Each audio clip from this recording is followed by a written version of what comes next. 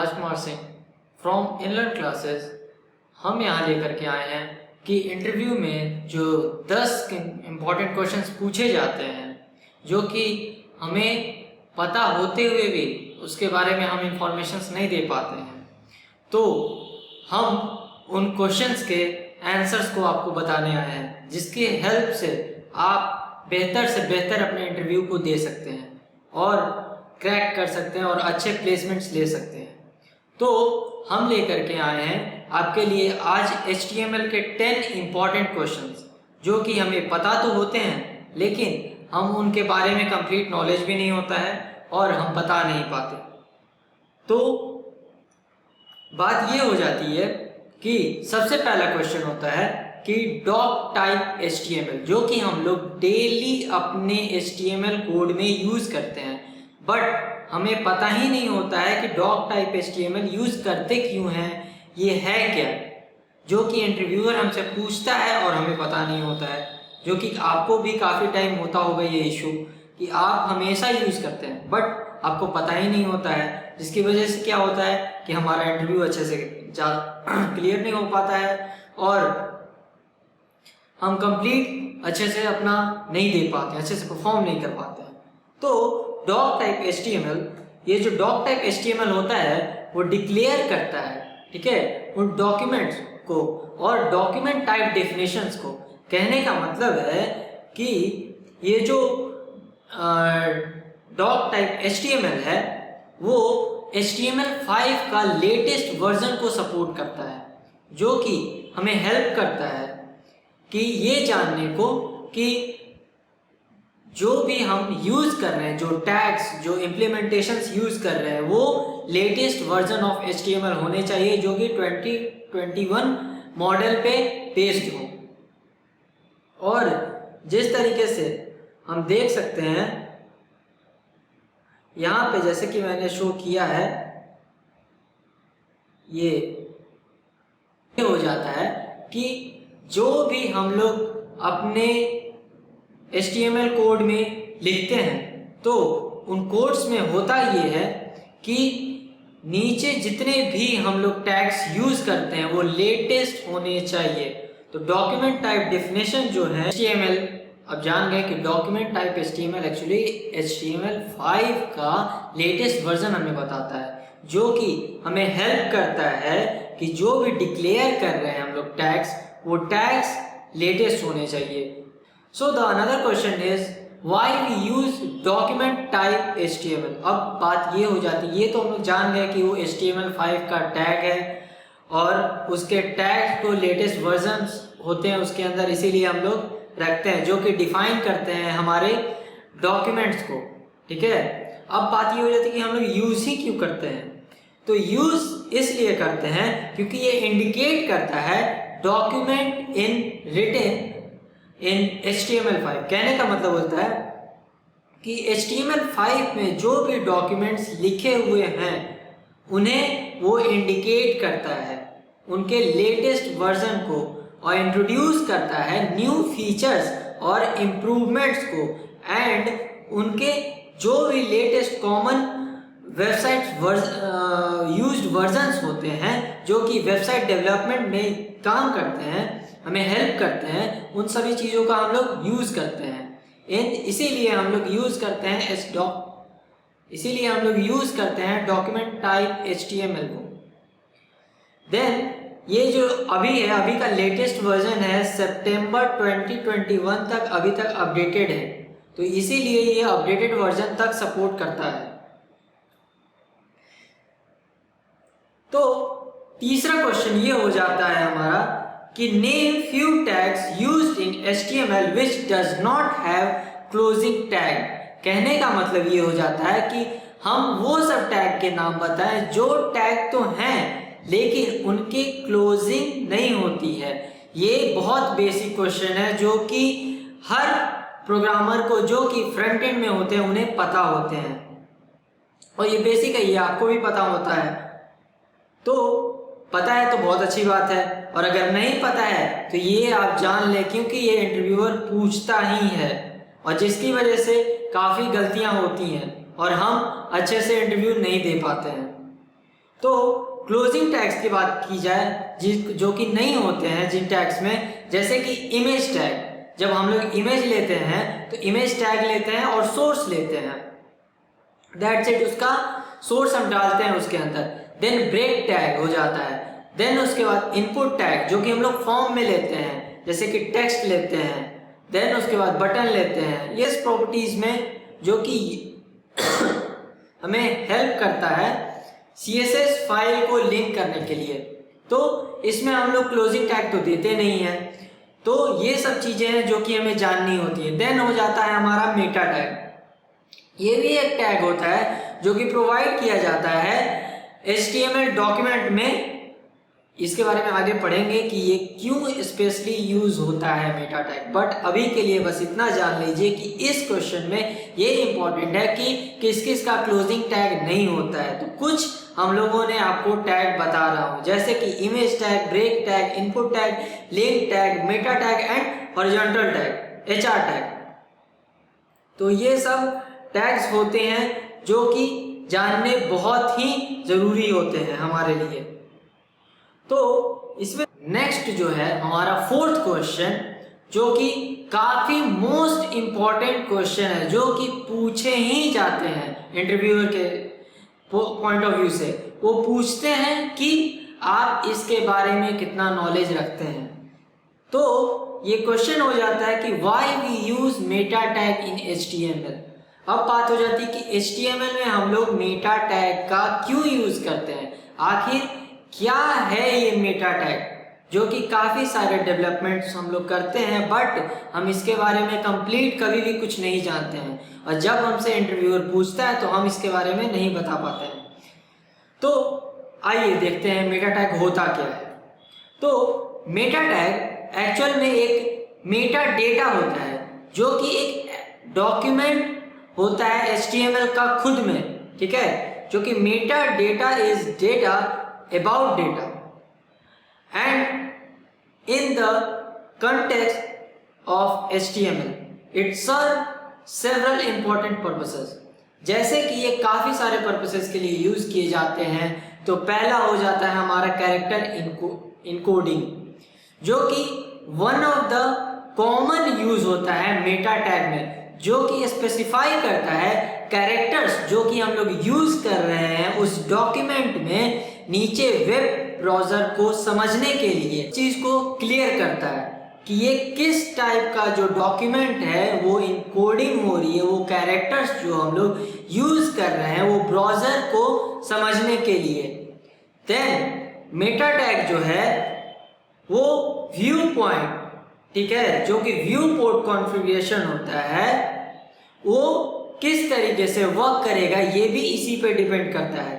View port कहने का मतलब हो जाता है कि रिस्पॉन्सिव बनाता है हमारे वेब पेजेस को, और मेटा टैग जो होता है वो व्यू पोर्ट के अकॉर्डिंगली कहने का मतलब हो गया कि जो हम लोग का डिस्प्ले का साइज हो गया और विड्थ हो गया वो सेट कर लेता है, कितना जूम इन होना चाहिए, कितना जूम आउट होना चाहिए, ये सारी चीजें व्यू पोर्ट के अंडर आ जाती हैं। जैसे कि मानते हैं कि हम अगर अपना एक वेबसाइट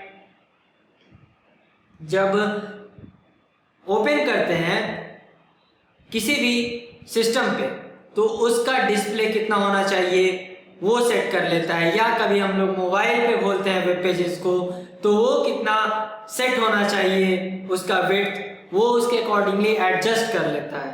तो ये सब चीजें व्यू पोर्ट के अंदर आ जाती हैं, जो कि आपको पता होनी चाहिए। देन व्यू पोर्ट के जो मेटा टैग है can also be use to prevent user from zooming in on a web page, which can be helpful for maintaining the layout of the responsive design।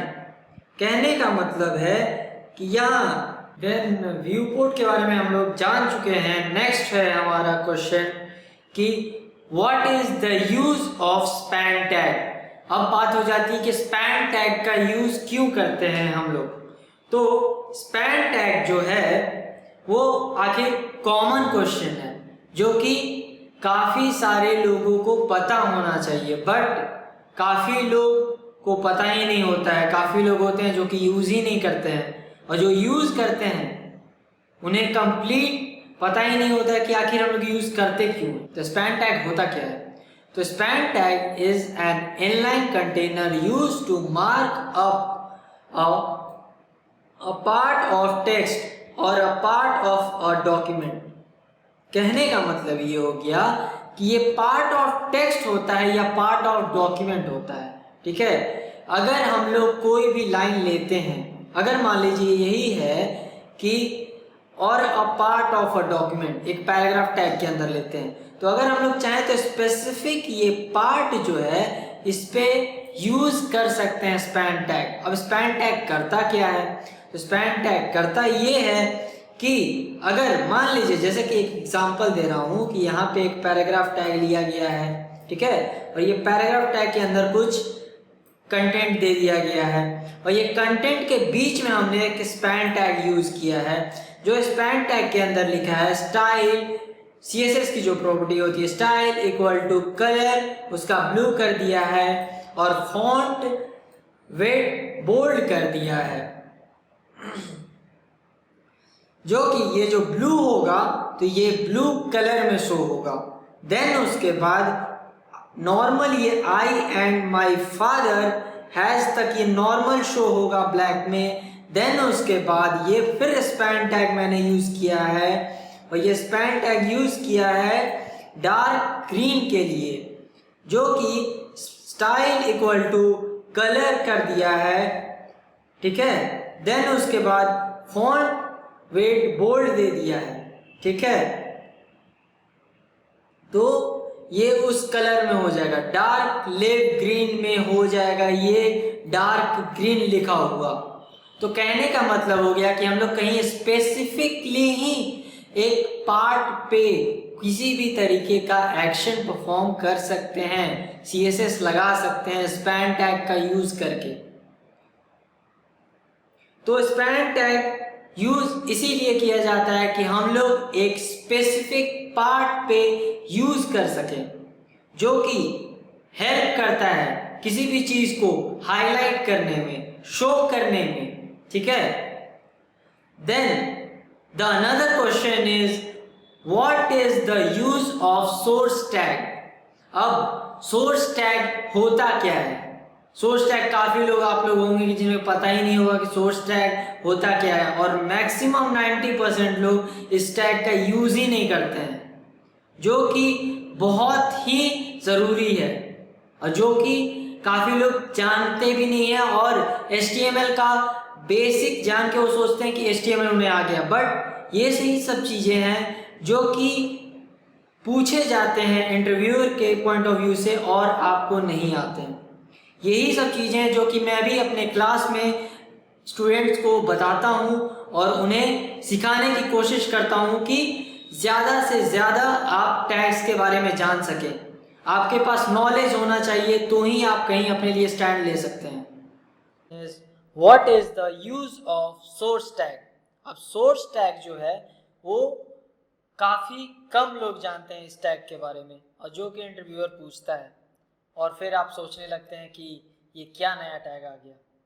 ये सब चीज़ें हैं जो कि हम लोग अपने क्लास में, इनलर्न क्लासेस में हम लोग डिस्कस करते हैं। तो सोर्स टैग होता क्या है और उसका यूज़ क्या है? तो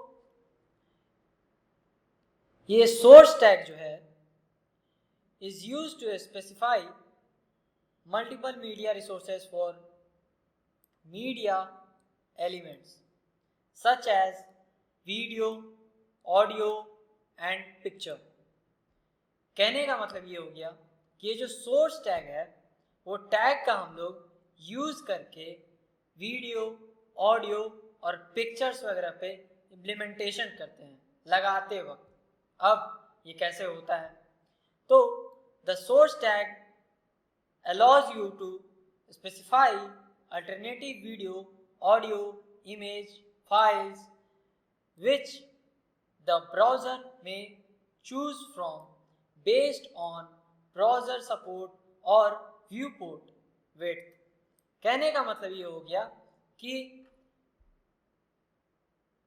सोर्स टैग जो है वो स्पेसिफाई कर देता है अगर इस इमेज ये सब जब भी ब्राउज़र पे अपलोड होते हैं व्यू पोर्ट के अकॉर्डिंगली वो सपोर्ट हो सके और विड्थ और हाइट जो हो सके वो सेट हो सके व्यू पोर्ट के अकॉर्डिंगली, याद रखें। The browser will choose the first source it support.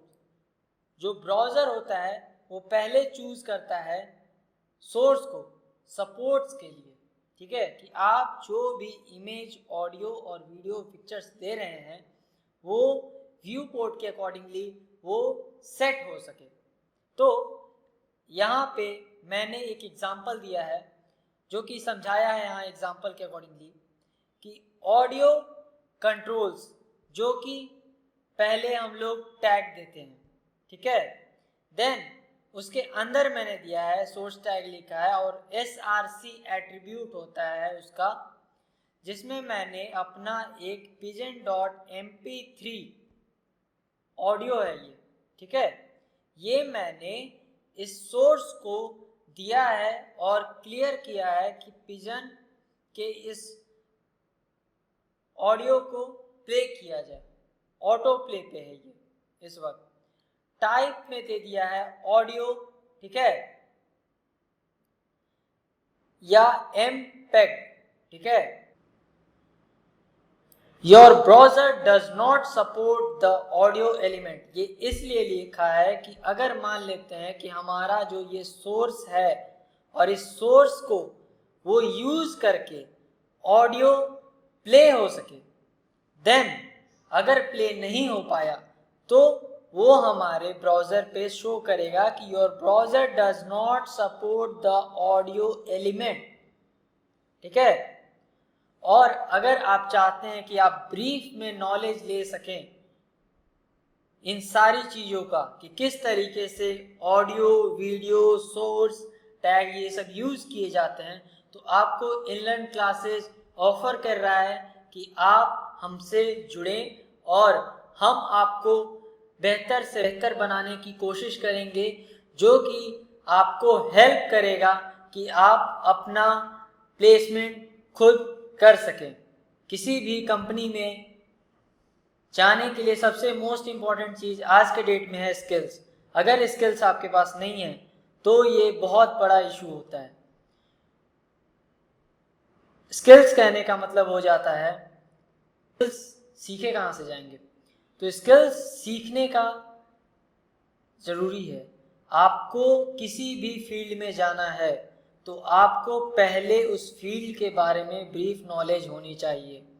चाहे आप वेबसाइट डेवलपमेंट के फ्रंट एंड पार्ट पे सीखना चाहते हैं या बैक एंड पार्ट पे, या आप फुल स्टैक सीखना चाहते हैं या फुल स्टैक आप काम करना चाहते हैं, तो आपको कंप्लीट नॉलेज होना होगा उसमें ब्रीफ, क्योंकि यही सब चीज़ें हैं जो कि पूछे जाते हैं इंटरव्यूअर के पॉइंट ऑफ व्यू से और आपका सिलेक्शन नहीं हो पाता है।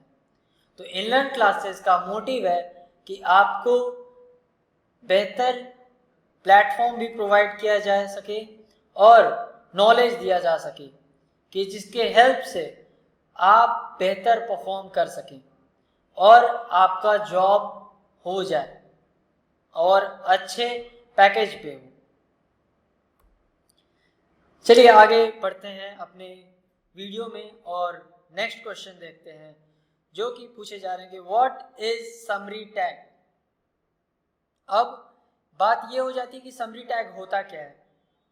समरी टैग आप में से 90% लोगों को पता ही नहीं होगा, ये बताया भी नहीं जाता है इंस्टीट्यूट्स के पॉइंट ऑफ व्यू से।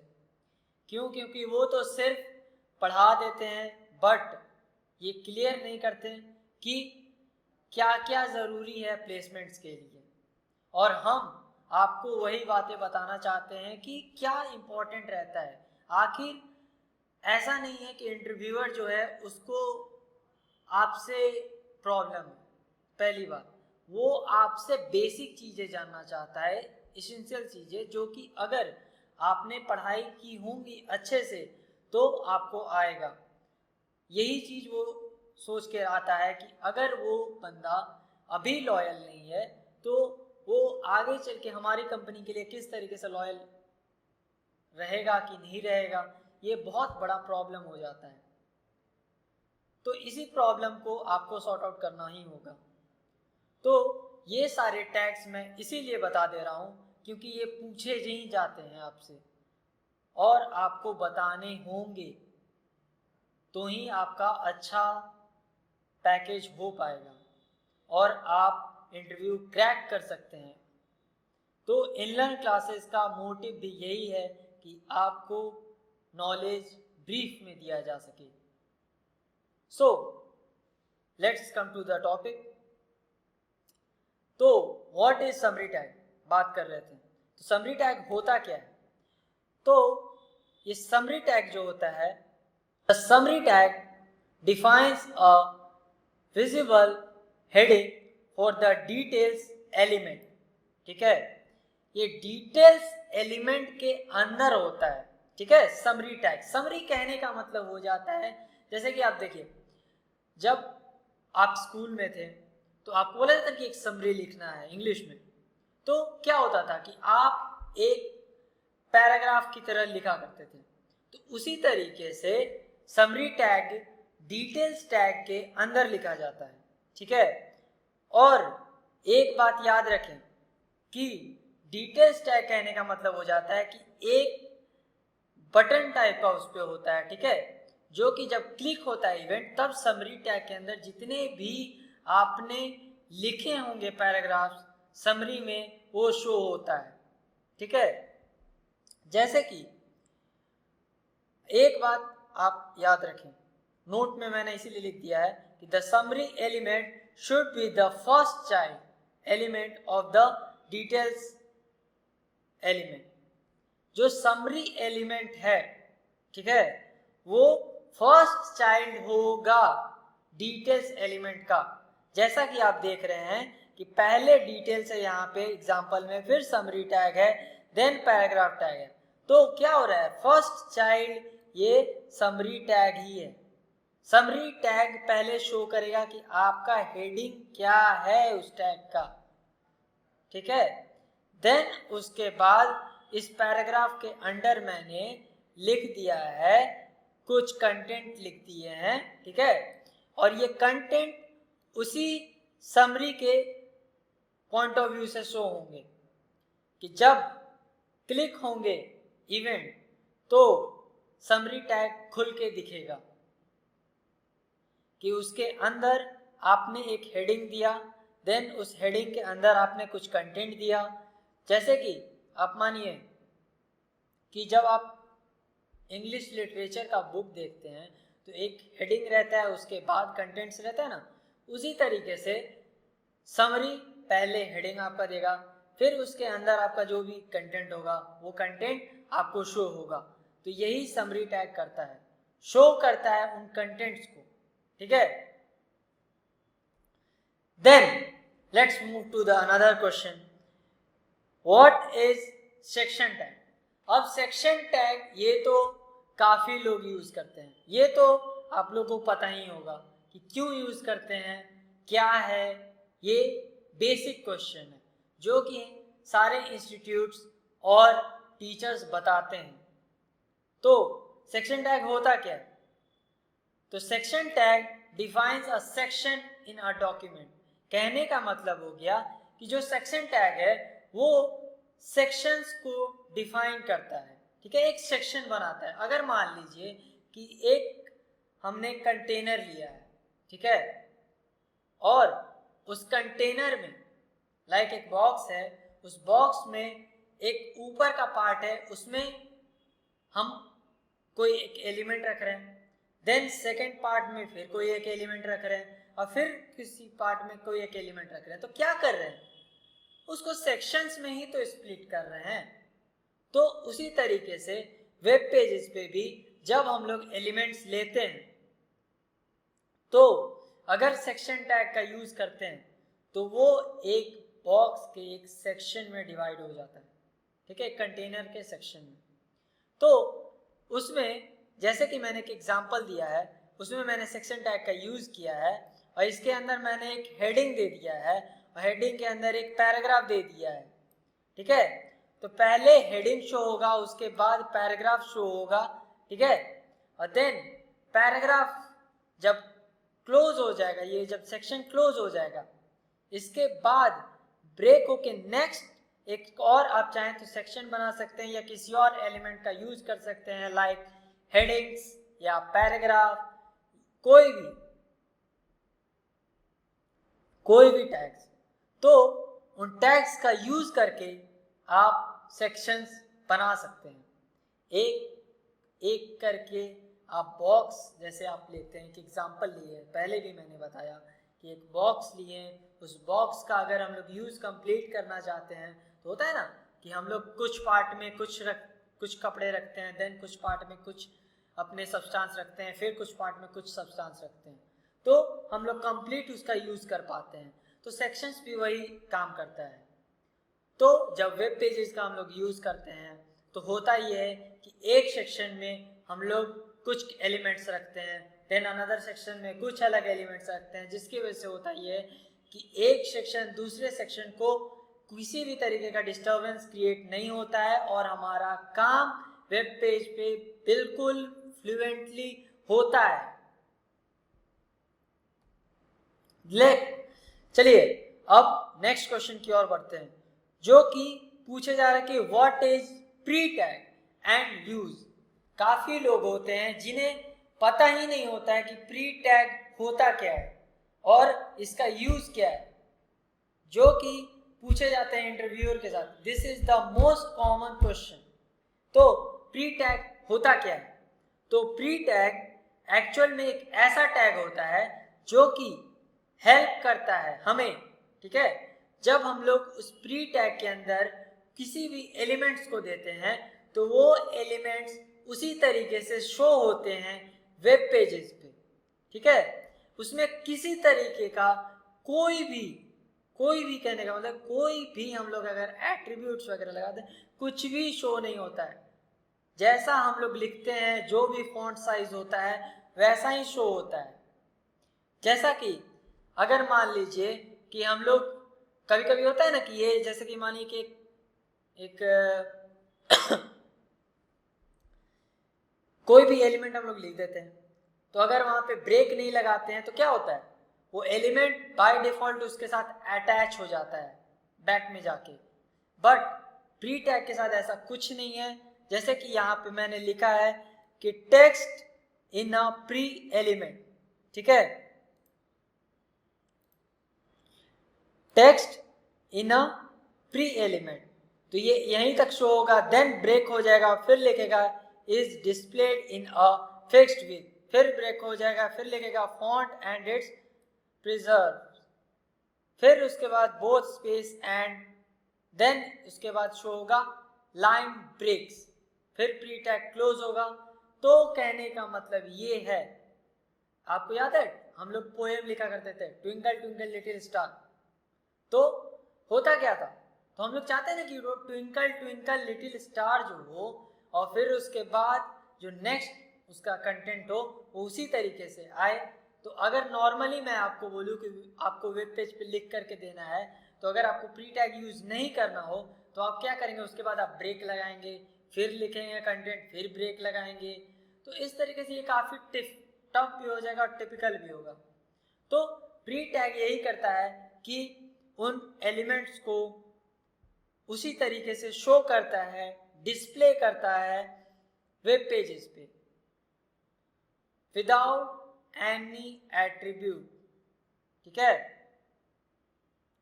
और एग्जैक्टली वैसे ही शो करेगा जैसे कि आपने लिखा होगा अपने सोर्स कोड में, ठीक है।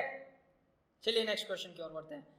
सो हमारा लास्ट क्वेश्चन, और ये सबसे इंपॉर्टेंट क्वेश्चन है जो कि पूछा ही जाता है, कई बार पूछे जाते हैं, हम भी पूछते हैं और स्टूडेंट्स को पता ही नहीं होते हैं इसके बारे में, क्यों यूज करते हैं, क्या है, काफी लोग नहीं जानते हैं और ये बताया भी नहीं जाता है काफी लोगों को, और इंस्टीट्यूट्स के वजह से आपको पता ही नहीं चलता है कि ये परम टैग है क्या, और आपको ब्रीफ नॉलेज नहीं हो पाता है। तो परम टैग होता क्या है, चलिए लास्ट क्वेश्चन है, बहुत ही इंपॉर्टेंट क्वेश्चन है जो कि पूछे जाते हैं और आपको पता होना चाहिए। तो परम tag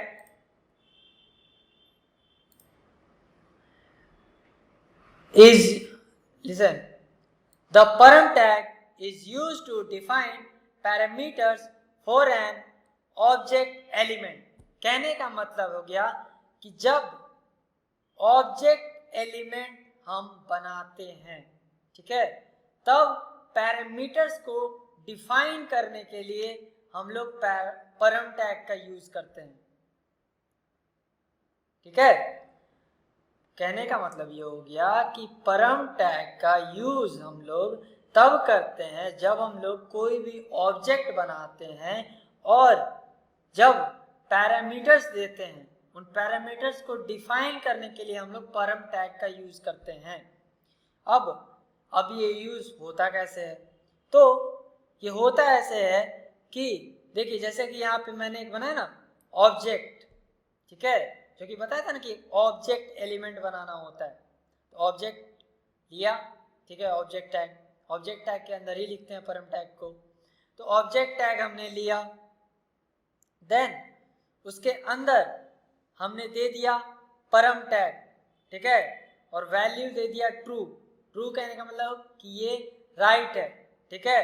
then auto play mode पे रखा है इसको। जैसे ही हमारा पेज लोड होगा उसी वक्त हमारा ये ऑब्जेक्ट क्लियर डिफाइन हो जाएगा और परम टैग काम करेगा और ऑटो प्ले होगा और पिजन का जो वॉइस होगा वो कंप्लीटली सुनाई देगा। तो परम टैग है क्या, तो परम टैग इसलिए यूज करते हैं कि जब हम लोग ऑब्जेक्ट एलिमेंट लेते हैं तो उसके अंदर जो पैरामीटर्स हम लोग डिफाइन करते हैं, उन पैरामीटर्स को डिफाइन करने के लिए परम टैग का यूज करते हैं। क्लियर? सो कंप्लीट हो गया ये 10 इंपॉर्टेंट क्वेश्चन। अब आगे मैं ये बताना चाहता हूं कि ये तो अभी मैंने थ्योरी बता दिए, इसके नेक्स्ट वीडियो में हम इन सारे टैग्स का यूज करेंगे और लाइव मैं आपको दिखाऊंगा कि किस किस तरीके से इफेक्ट्स होते हैं, क्योंकि थ्योरी पढ़ना अलग चीज हो जाती है और प्रैक्टिकल नॉलेज डिफरेंट थिंग हो जाती है। हम इनलर्न क्लासेस आपको प्रैक्टिकल नॉलेज ही देना चाहते हैं। सो